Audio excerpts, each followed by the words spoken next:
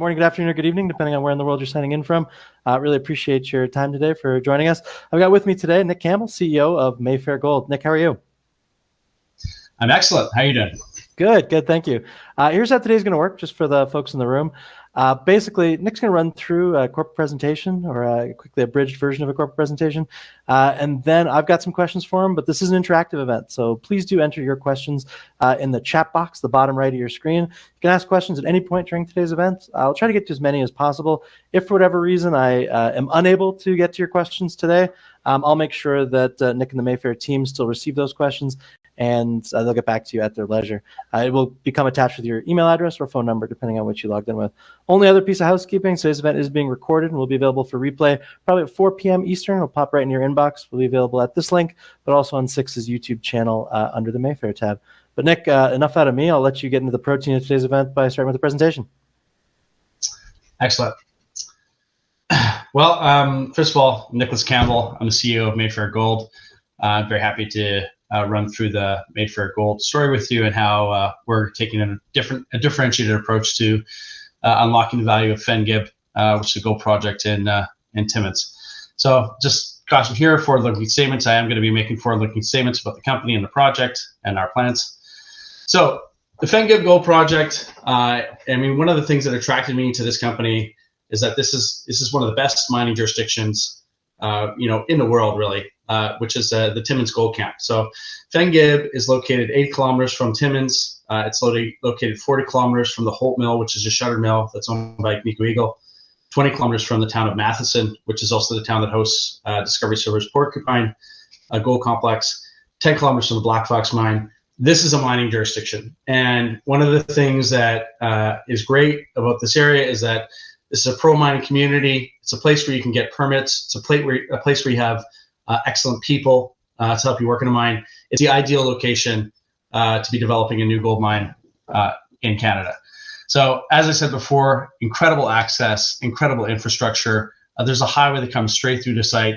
I've worked on mines in Africa. I worked in companies in South America and in Canada. I've never been to a company where you literally drive off a highway and you're driving directly onto the deposit. So that has huge advantages in terms of your cost savings, in terms of your camp costs.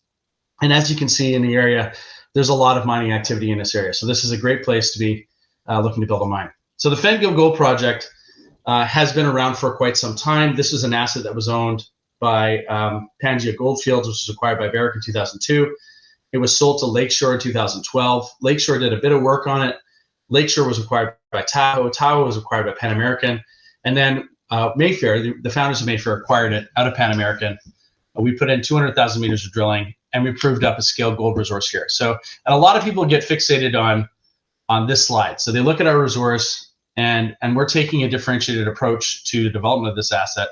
So this is a sub-gram ore body. It's got an average gold grade of less than 0.8 grams per ton, 4.3 million ounces of gold. However, we're going to be starting this, instead of looking at a large-scale operation to start, we're looking at advancing this on a small-scale provincial permitting path. And so in order to go through a provincial permitting path, you have to go at 5,000 tons per day or less. And the reason why you do that is that there's a much more well-defined permitting process. If you're going through provincial permits, it's a much shorter process.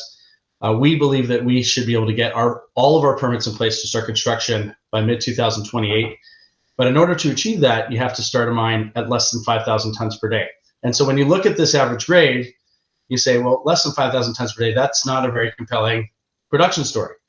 However, what people miss about Fenn-Gib is that there's a high-grade starter zone that comes right to surface. Most open pits, you get the best grades at depth. There's a high-grade feeder zone that feeds into the system, and as you get deeper into the deposit, you get better grade. Fenn-Gib is unique in that there is a high-grade zone that comes right to surface. So what we're looking at doing is starting with a conceptual starter pit. And what we're going to be doing is we're going to be focusing on all the material that's above 0.7 grams per ton. And by doing that, we should be able to put together a pre-feasibility study that has an average grade of around 1.3 to 1. So essentially, we've identified a process flow sheet that allows us to get around 90% recoveries for 1.5 gram per ton material feeding into the mill, and around an 83% recovery for material that's averaging around 0.8 grams per ton. So it shows that there's very good recoveries for high-grade starter zone, and there's pretty good recoveries for a larger scale operation eventually. Now, this is the process flow sheet that we identified before. There are some potential opportunities for us to optimize this, the recovery rates. We are looking at using a CIL versus a CIP, which is what was used in the metallurgical test work. We're also looking at adding a gravity concentrator at the beginning of the process flow sheet. There's about 30 to 35% free gold in this system, so we think there is potential for some slight improvement to the process flow sheet. So our pathway to getting into production is an accelerated timeline based on the provincial permitting path. If we wanted to build a large-scale operation right from the get-go, the federal permitting process for an environmental assessment is something in the range of 5 to 7 years, plus another 2 years to get your mine permits in place. So you're looking, if we were starting today, we're probably looking at being 10 years out from being able to start construction. With the provincial process, it's a much faster, much more streamlined permitting process, but it has to be a smaller scale. So we are going to be releasing a pre-feasibility study in November or at the end of the year, and we will be starting the formal permitting process on January 3rd of 2026. And based on our expectation through the permitting process, we think we should be in place to have basically to make a construction decision by mid-2028. And so that gives us the potential to be one of the next new producing gold mines in Canada for a mine that can produce gold at scale. One of the things that I've always found in the gold space, and I've been in this, the last two companies I was at was Artemis Gold and Silvercrest Metals. Both were quite successful companies. And really, there's two ways that I see in terms of building real value in the mining space. One is through exploration and resource expansion, and the other is through execution. Artemis, if you look at that success story, that was purely an execution story, and it's been one of the best performing gold companies in the sector in the last 5 years. So we're looking at doing a similar style of approach to the operation of the Fenn-Gib. So we have a pathway that allows us to get into production quickly with less capex and less risk associated with getting it into production. You turn this into a free cash flowing mine, and then that gives you some optionality to look at other opportunities longer term. So there's still long-term optionality associated with a large-scale resource. There's a 4.3 million ounce gold resource that's established, 97% indicated, very well drilled off ore body. But what we get to do by getting this into production quickly is we get to create free cash flow. And that free cash flow gives us flexibility to look at potentially acquiring other assets. It gives us optionality to potentially look at going through a federal permitting process to potentially build a larger scale operation over time. And it gives us, we should get a significant revaluation as the company goes from a single asset developer to an emerging producer over the next few years. So, and as we said before, this is a much lower risk approach to getting a mine into production. It has much lower capital costs, and the timelines to get permitted are much shorter than when you're looking at a large scale operation. All these things are part of the reason why I'm excited and why I put my own money to work in buying the shares of Mayfair Gold. So if you're looking at relative valuation, Mayfair has been one of the, it's underperformed relative to the sector. And if you look at some of our peers, you've got Probe Gold, which is almost a $600 million market cap. Probe is a great company. It's got an open pit asset in Quebec at about a gram with a 7.4 to 1 strip ratio. It's trading at a $600 million market cap. You look at Newfound Gold, they've got an asset that does have the potential to get into production through a high grade starter zone. And then there's a larger scale, a larger operation that they'll eventually have to go through a federal permitting process on that shows them with an open pit gold grade of 1.6 and a strip ratio of 6 to 1. These are fairly good comps for Mayfair Gold. We think that we actually have a more favorable permitting pathway, a more favorable pathway to getting into production than probably both of these companies. But we're trading at a substantial discount to these companies. We should be trading similarly to where these companies are trading right now. And by delivering the pre-feasibility study and showing that we can get this permitting done quickly and getting this asset into production faster than most of these other assets, we see a huge amount of revaluation opportunity over the next few years.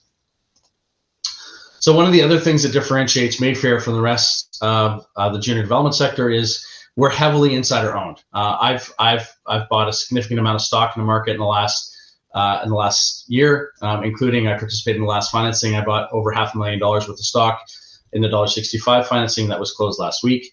All of the people here have a shareholding in the company, and you can see that there's significant investors that have committed to long-term support in getting this asset into production. That includes Muddy Waters. That includes recently Oaktree coming into our shareholder registry with the closing of this recent deal, and Nokomis Capital, Vestcor. These are excellent long-term shareholders that provide us with capital and to support us as we get into production. And I'm going to go back here because I failed to mention a critical point of Mayfair Gold and another differentiator between us and the rest of the street.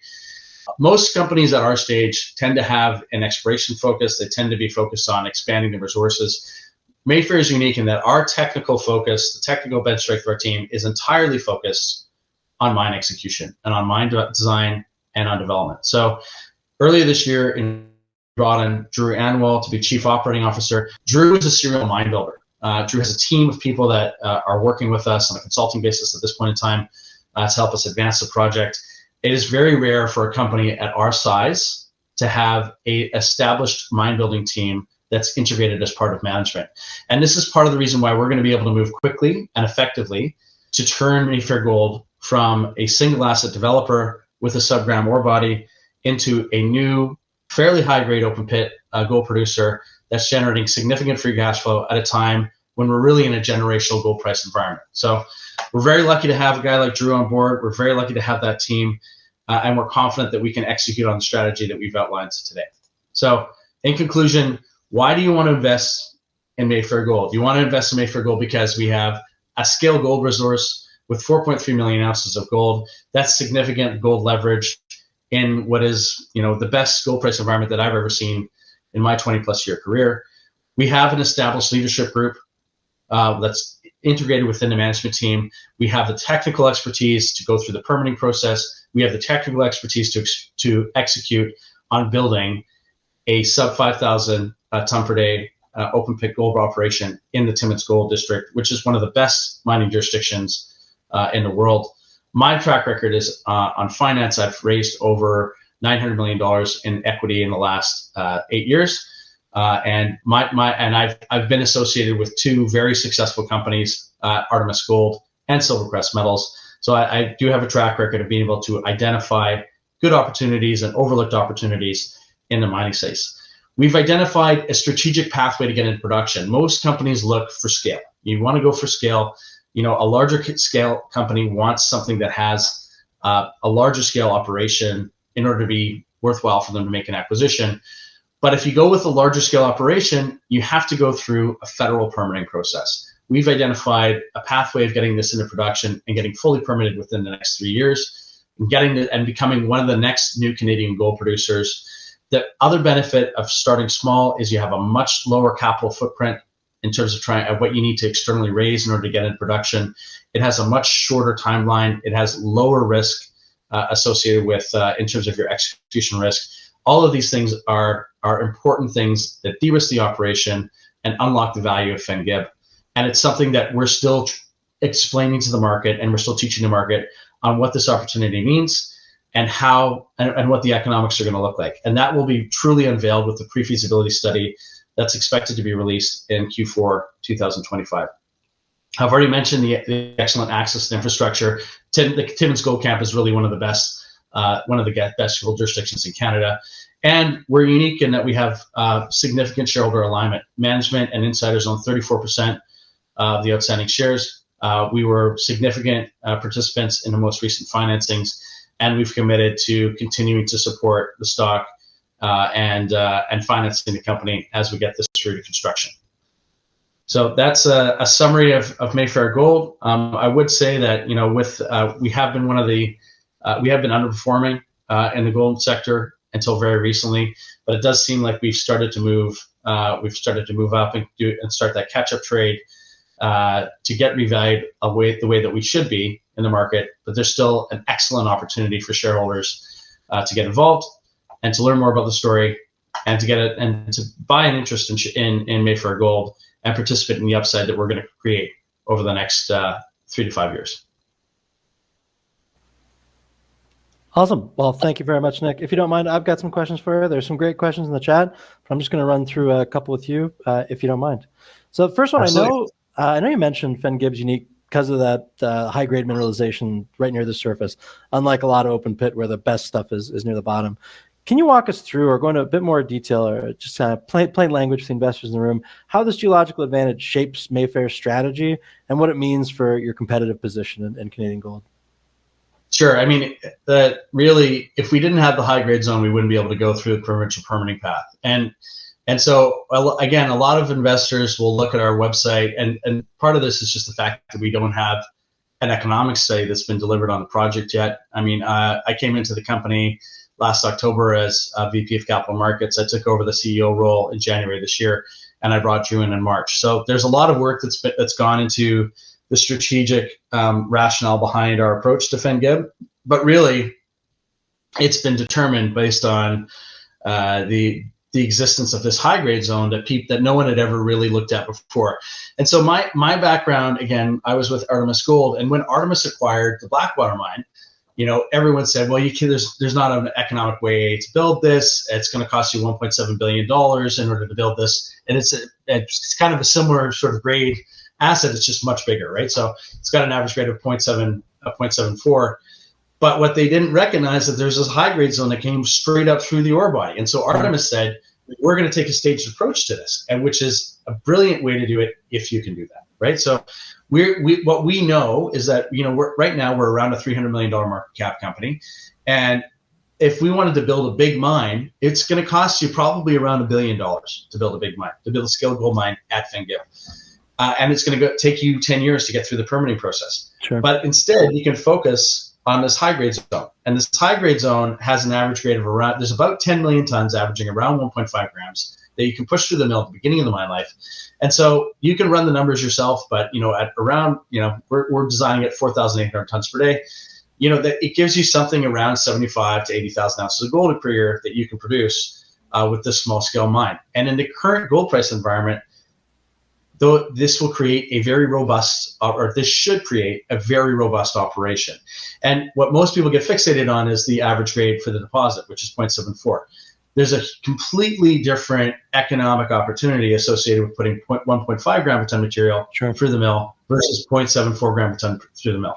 It's not particularly exciting to build a 4,800 ton per day mill if you're pushing through 0.75 grams.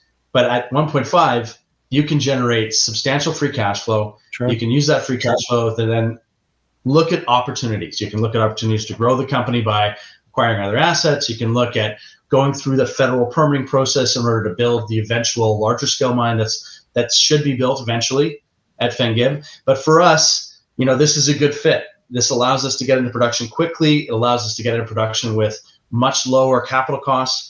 And I would much rather have an asset that helps to pay for itself than have an asset where I have to externally finance everything. It's much higher risk. If you look at the companies that have had issues in the last 10 years on execution, they've been big projects that have 3, 4 plus years builds. This will be less than a 2-year build. So all of these things are designed to de-risk the potential to turn this from a single asset developer into a new producer in Canada. Great. I want to talk, obviously we've got that recent $40 million financing closed and Oak Tree Capital coming in as strategic.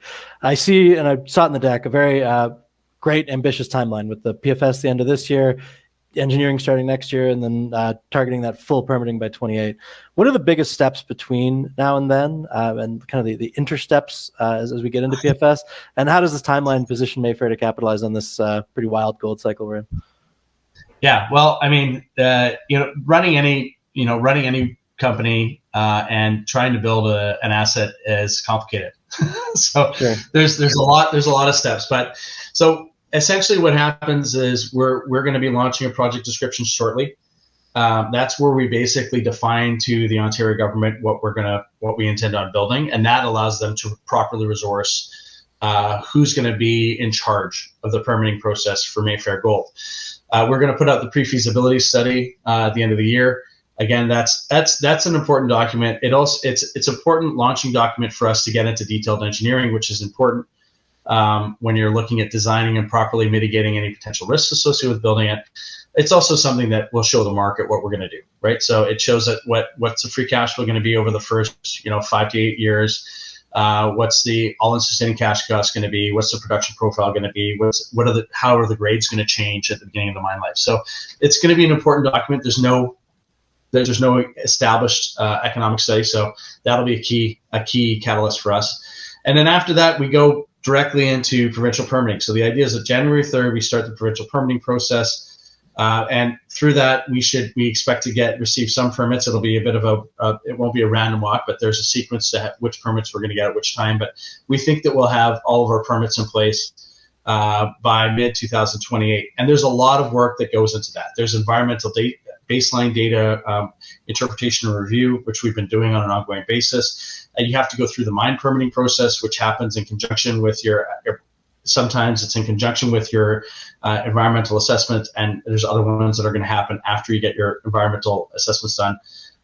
There's a specific process on the Ontario permitting process at the Ontario permitting process level, which means that effectively we're going to be doing assessments on power line, building a power line, we're also potentially looking at a road relocation, a highway relocation, and also if we need to use gensets that are over 2 megs, there's an environmental assessment process at the provincial level that you have to do to go through those things. There's also community engagement that's important. The Abitibi and Anishinaabe are located within 15 kilometers of our project. They're an important group that we're going to be focused on developing a partnership with to move forward on this project. You need to have community support in order to go through a quick permitting process. And then there's also the financial aspect of things. So with $40 million in the bank, it gives us some flexibility to also look at exploration. We have a southern block which is within 5 kilometers of the project area.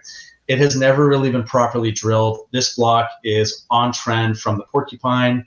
It's on the Porcupine trend, which is on trend from the Porcupine complex, which Deep Discovery Silver owns. It's on trend from Grey Fox and Black Fox, which McEwen Mining owns. It's on trend from the Stellar assets that they have in place. And it's on trend from the whole Holloway mill complex, which is owned by Agnico Eagle. So this is a prospective block of property that has never been properly drilled before. Now that we have $40 million, we can consider a potential exploration program. We haven't made a determination in terms of how big that program will be, or even if we are going to be drilling that program, but it definitely gives us the flexibility to do some targeting work and see if we can find something that's in proximity to the mine that we're going to build. Because if you find a 250,000 ounce discovery within 5 kilometers of the mine and it's higher grade, that's a significant value creation event for Mayfair Gold. If it's an independent asset, 250,000 ounces isn't going to be worth very much. But for us, it can be worth quite a bit. So it gives us flexibility to move forward and do all the work that we need to do. But really, the sequence of events is going to be the pre-feasibility study at the end of the year, leading into the start of permitting activities, ongoing negotiations for impact benefit agreement with the Abitibi and Anishinaabe, ongoing engagement with other First Nations in the area, and also working with the local community to help make sure that everyone knows what we're doing and ensure that we have a very streamlined permitting process to get our permits in place by mid-2028. Great. I do want to press you because I know you said with cash flow, there's a number of items you can do. But looking beyond that initial high-grade operation, as you said, you got the 4.3 million ounces indicated and the potential exploration upside. So how do you personally at this time see Mayfair evolving? Is this a story investors should think about maximizing a single asset, building a broader platform in the region? And what role does cash flow from that initial operation play into it? Well, I mean, in every company that I've been a part of, cash flow has always been an important determinant of value, right? So, and the way that it tends to work, and everybody knows the Lassonde, I mean, not everybody knows, but most people that are familiar with the mining space are familiar with the Lassonde curve. And so effectively what you're trying to do is and if you look, you can look at Artemis. Artemis got a valuation of, I think, around $5 billion 6 to 9 months before they started producing a single ounce of gold. So they started to get valued as a producer in advance of being an actual producer, right? And that tends to be the case for development stage assets and emerging producers, provided that you can stick the landing, provided that you can execute well, right? So we're designing this to be very executable, right? It's a small, a sub 5,000, a 4,800 ton per day open pit is a small open pit. It would be a huge underground mine, right? But it's a small open pit. So this will be the smallest open pit that Drew Anwell has ever built. And he is a serial mine builder. He's built mines all over the world.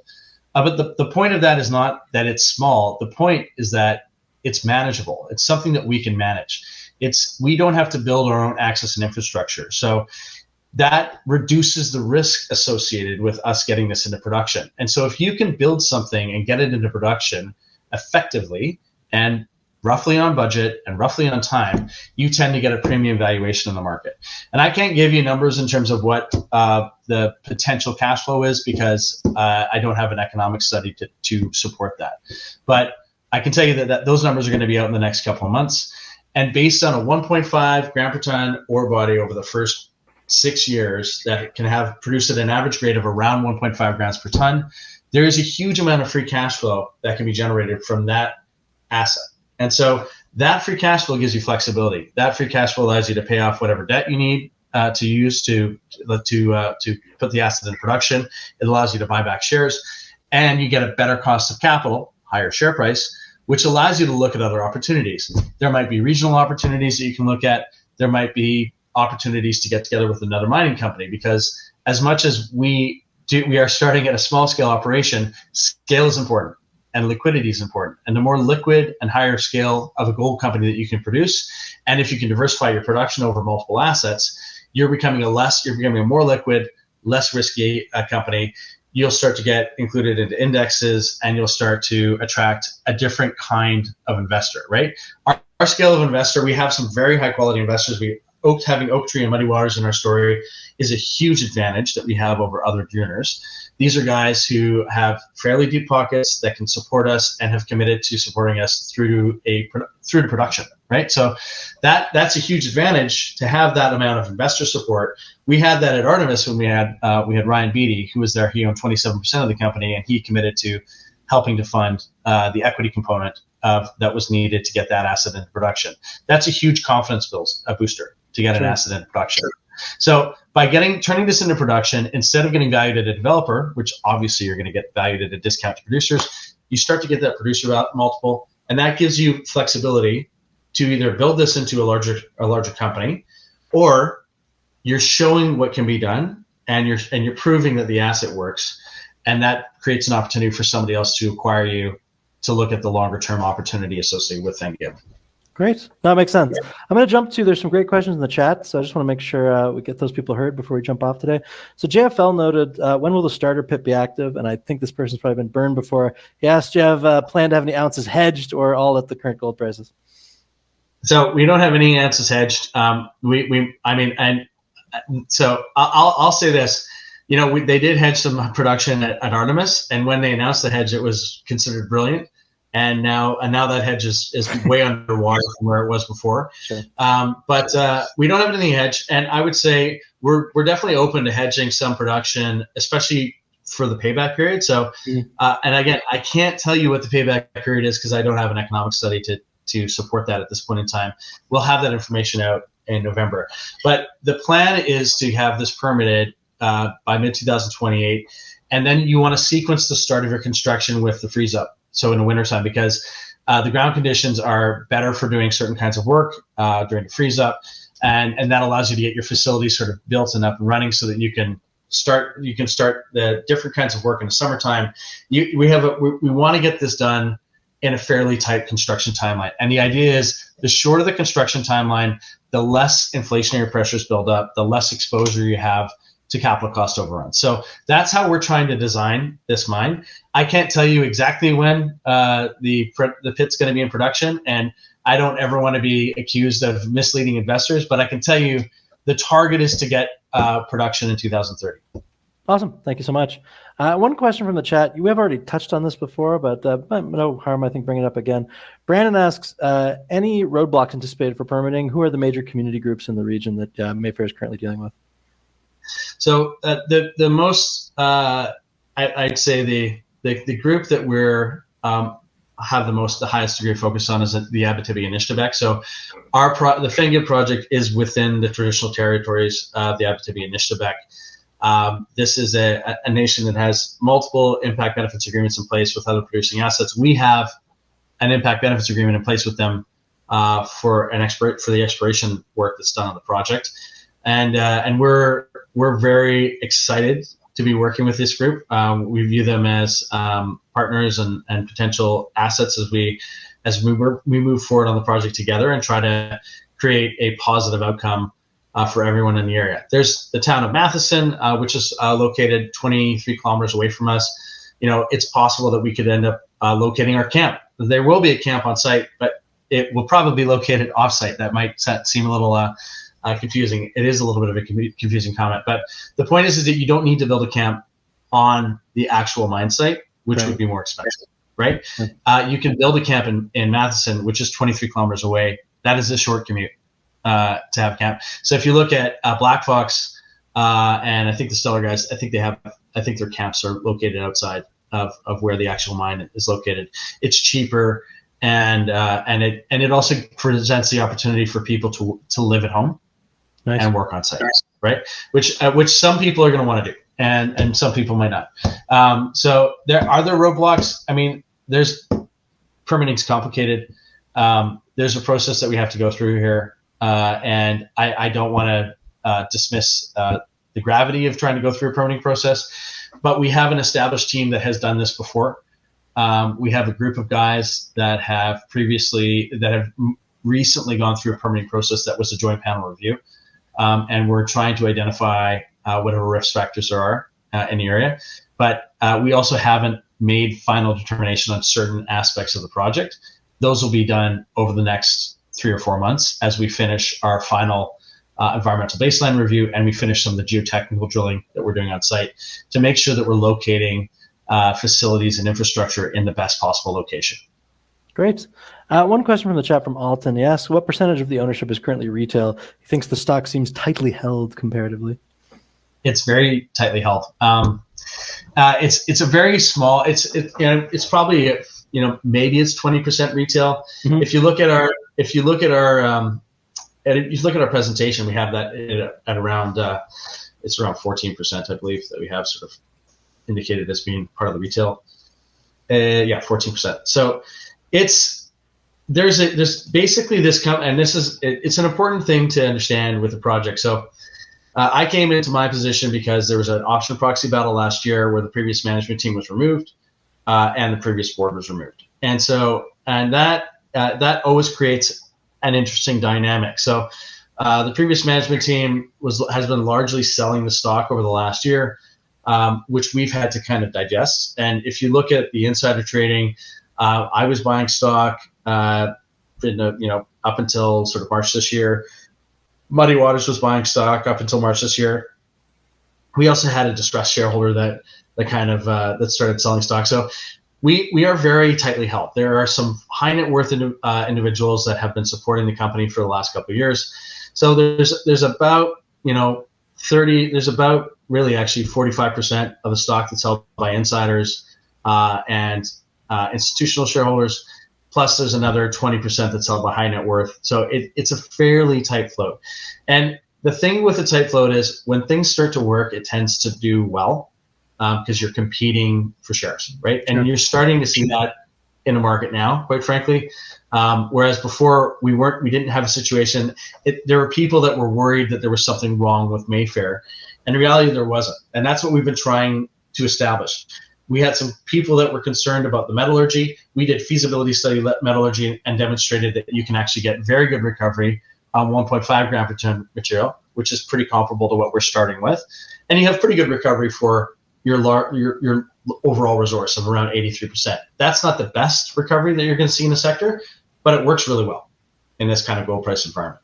And so we're starting to show that, and the real show me is going to happen with a pre-feasibility study. So, sure. And that gives you that opportunity for a big revaluation, right? And it's a catch-up trade. We've seen other companies that have done very well in this gold price environment. They're trading along with gold. You can see that Mayfair is starting to reflect that. Gold price is up, Mayfair is going up, and we've probably started to outperform in the last couple of weeks. whereas in the first, really year to date, we were underperforming the rest of the sector. Right. So that's the questions from the chat, but I'll ask one more before we jump today, which is, what are you most excited about for the rest of the year? Is that PFS? Is there anything else on your mind that keeps you jazzed? Well, I'm excited about the PFS. I'm also excited that we're going to be uplisting, or we're working on uplisting to New York Stock Exchange, which is something we publicly indicated before. So the PFS is, to me, the key one, because it's frustrating for me that I can't talk to this group about what the free cash flow is going to be. I can't talk to this group about what the potential value associated with the starter zone is. And that, to me, is the thing that will break this wide open. There is a very robust small-scale operation that can generate, in our opinion, we think it'll show that it supports a substantial amount of free cash flow over the first 6 to 8 years of operations, which gives you a ton of flexibility to go and do other things. We're still in the process of educating the market on the permitting differential between Mayfair and the rest of our peers. And quite frankly, there's a lot of information out in the sector where people either don't understand the permitting process, or they're willfully being ignorant about what the permitting process actually is to get assets into production. Because it takes a long time to get mine permits in Canada if you have to go through a federal permitting process. So I'm excited for the PFS, and I'm excited for the uplisting, because the Canadian market is a great market, but the US market is much broader. And so by uplisting to the US, it really opens the doors for the retail exposure through the US. And I fully expect that once we do go through that uplisting, we'll end up trading probably 75% of our volume in the US. And there's a huge revaluation opportunity associated with that. Awesome. Well, Nick, thanks so much for letting me grill you here for a bit and for taking questions from the audience. Everybody joined. Thank you so much. I think we got through all the questions, but if you think of the perfect question to ask as soon as the event ends, as I often do, please do still send it through. I'll make sure that Nick and the Mayfair team gets it. But Nick, thank you so much. I hope you have a great afternoon. This is great. Thank you. Cheers.